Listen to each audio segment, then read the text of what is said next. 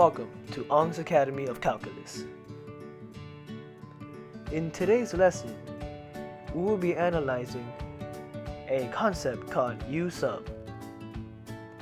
For one to understand U-sub, they must have a strong foundation on basic antiderivative rules. So, what is U-sub, you say? Well, U-sub is simple. It's basically solving integrals by integration. And what does that mean? When I say integration, I'm referring to the definite integral and the function. All you have to do is substitute the terms you can cancel out with u and plug in antiderivative rules to find your solution. And one thing that I forgot to mention was algebra. You have to know a bit of algebra in order to solve U-substitution equations and problems. For example, whenever solving for dx, you would have to know algebra to isolate and distribute your variables in order to get dx by itself. So keep that in mind. Alright, let's look at an example. Our first example is an integral of 2 minus 3x to the 5th power.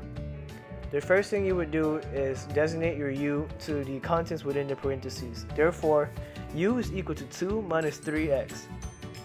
du is now negative 3, and dx would be du over negative 3 after you cross multiply du over dx times negative 3.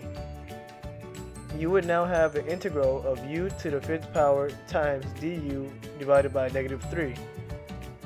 And you can take down the du over negative 3 and turn it into negative 1 over 3 times the integral of u to the 5th power. And then now, you would find the antiderivative of that equation, which would be negative 1 over 3 times u to the 6th power over 6 plus c.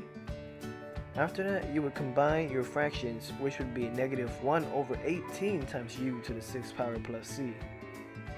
And now, you would substitute back in your variables you acquired from your original steps when U-subbing, and your answer would be negative 1 over 18 times 2 minus 3x to the 6th power plus c. Alright, we can look at our second example now. For our second example, we have the integral of 2x times cosine of 2x squared dx.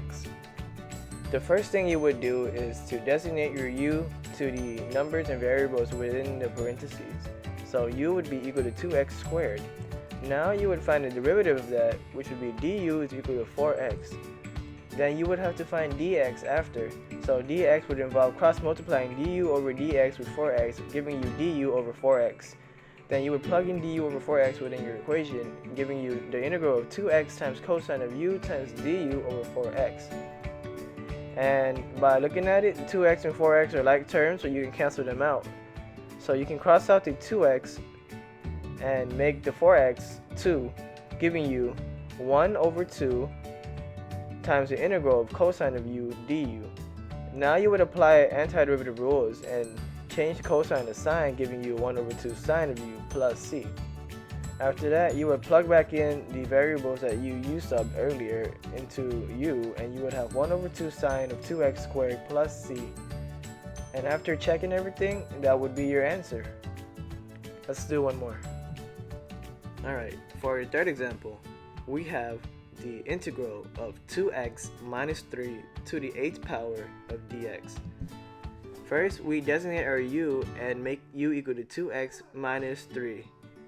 After that, we find the derivative of u, which is 2. Then we have to find dx, which is du over 2, because you cross multiply du over dx with 2.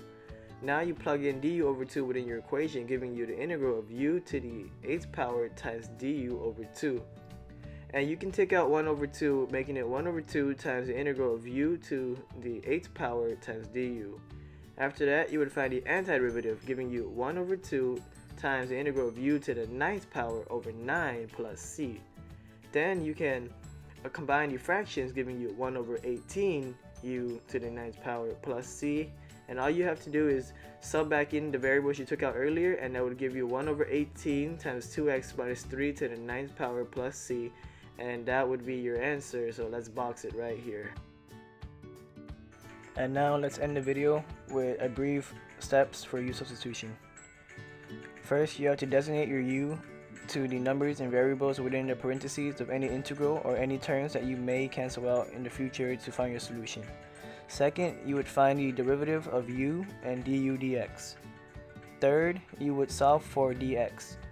How you do this is you would have to cross multiply du over dx times the derivative of u and then use algebra to distribute and get dx by itself. Fourth, you would substitute u and dx into the original integral and perhaps cancel out any like terms that are present. For our fifth step, we would have to use basic antiderivative rules. This is the part where if you don't know any basic antiderivative rules, it would be very difficult for you to comprehend. So after you use basic antiderivative rules, you would want to simplify and back substitute in your variables that you U-subbed out earlier, and that would be your solution. Hope you enjoyed.